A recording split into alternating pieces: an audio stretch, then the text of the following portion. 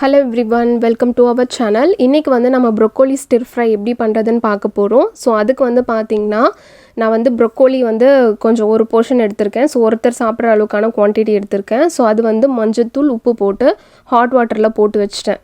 So அது போட்டு வச்சிட்டோம் அப்படினா நமக்கு parallel-ஆ வந்து pan வச்சிட்டு நான் வந்து olive oil போடுறேன் 2 டீஸ்பூன் olive oil.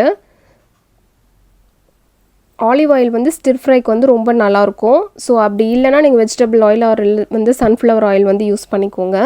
நெக்ஸ்ட் வந்து பாத்தீங்கன்னா ஒரு 1/4 டீஸ்பூன் மஞ்சள் வந்து சேக்கிறேன்.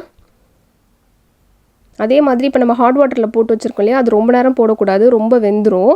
அதுக்கு அப்புறம் பாத்தீங்கன்னா 1 டீஸ்பூன் வந்து மிளகாய் தூள் 1 டீஸ்பூன் சீரகத்தூள் 1 டீஸ்பூன் தனியா தூள் வந்து சேர்த்திருக்கேன்.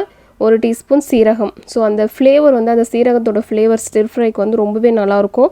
சோ அதனால ரொம்ப தீச்சிடாம மீடியம்ல வச்சு பண்ணுங்க. நெக்ஸ்ட் வந்து பாத்தீங்கன்னா தேவையான அளவு உப்பு வந்து சேர்த்துக்கறேன். உப்பு சேர்த்துட்டு இது எல்லாத்தையும் கலந்து விட்டுடலாம். இது வந்து ஈஸியாவும் பண்ணிடலாம். ஒரு 10 மினிட்ஸ் குள்ளேயே பண்ணிடலாம். at the same time வந்து ரொம்ப ஹெல்த்தியும் கூட. டயட்ல இருக்கவங்க இது சாப்பிட்டீங்கன்னா weight lossக்கு ரொம்ப யூஸ்ஃபுல்லா இருக்கும். தேவையான கலோரிஸும் உங்களுக்கு வந்து கிடைக்கும். சோ நெக்ஸ்ட் வந்து பாத்தீங்கன்னா இந்த broccoli எல்லாமே இந்த மசாலால வந்து சேர்த்துடுறேன். யூசுவலா stir fryனா என்ன பண்ணுவாங்கன்னா வெறும் olive oil போட்டுட்டு அதுக்கு அப்புறம் வந்து பெப்பர் salt மட்டும் போட்டு பண்ணுவாங்க. நான் வந்து நம்மளோட ஃப்ளேவர்ஸ் இந்த மிளகாய் தூள் அதெல்லாம் போட்டா கொஞ்சம் நல்லா இருக்கும் அப்படின்றதுனால இந்த மாதிரி நான் வந்து ட்ரை பண்ணேன். சோ நெக்ஸ்ட் வந்து பாத்தீங்கன்னா அதல போட்டு மூடி வச்சாச்சு. இது கூட நீங்க வந்து குட்டி குட்டியா வந்து சாப் பண்ணி பூண்டு கூட சேர்த்துக்கலாம். garlic சேர்த்தாலும் ரொம்பவே நல்லா இருக்கும் அந்த ஃப்ளேவரும். ஒரு 2-3 மினிட்ஸ்க்கு அப்புறம் மறுபடியும் எடுத்துட்டு நான் கலரி விடுறேன். அதிலே பாத்தீங்கன்னா நல்லா ட்ரையா வெந்திருக்கு.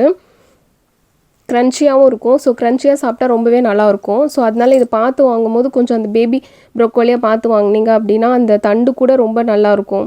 ரொம்ப முத்தலந்து வாங்குனீங்க அப்படினா வந்து அது கொஞ்சம் சக்கையா இருக்க மாதிரி இருக்கும். சோ அதனால broccoli பார்த்து வாங்கும்போது அது பார்த்து வாங்குங்க. பேபி broccoli-யா பார்த்து வாங்குங்க.